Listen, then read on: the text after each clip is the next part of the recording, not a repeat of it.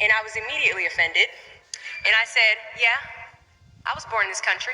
And then she says, do you have any kids? I said, no, I don't have any kids. She then asked me if I was married. And then I said, no, ma'am, I am not married. She says, how old are you? I said, 19. May I help you find something? She then says, you are the most beautiful girl I have seen. And I said, oh, thank you. And then she says, I think you could be the next Miss USA. I'm in the Army, okay? We don't do pageants in the Army. She then asked me to meet her at Starbucks the very next day before my next shift at Target. And apparently I was a pretty open-minded 19-year-old because I actually agreed to meet her the very next day. The next day she brought this foot-tall stack of pageant books and proceeds to convince me to enter into a state pageant. So 3 months later, I compete in my first pageant and I lose. I go back the second year, compete in the state pageant. I lose.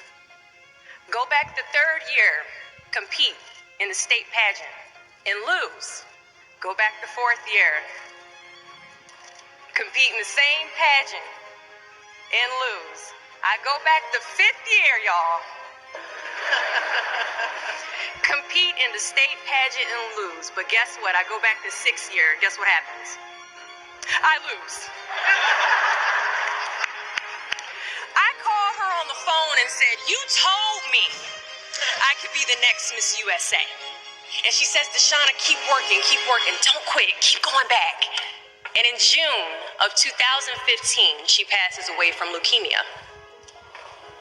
6 months later, in December 2015, I win Miss District of Columbia, USA.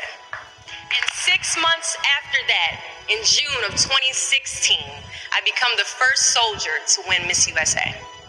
At times, our purpose drops in our laps as if the heavens threw it by accident. I ask only one thing of you all today after you leave this building.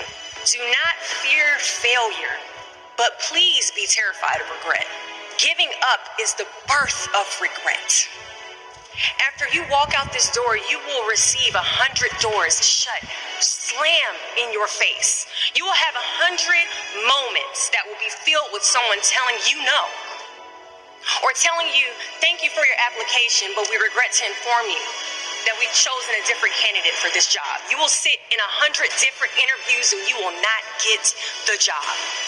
The reality of life is that we will all hear more no's than we hear yeses. And we will fail a lot, and I mean a whole lot. But what I ask of you today is to not take no for an answer. Don't be afraid of no's. Be afraid of the possibility of a yes that you have prematurely destroyed because you decided to quit before the clock strikes 12. I love a good no. Please tell me no. Telling me no is like adding fuel to a fire that is now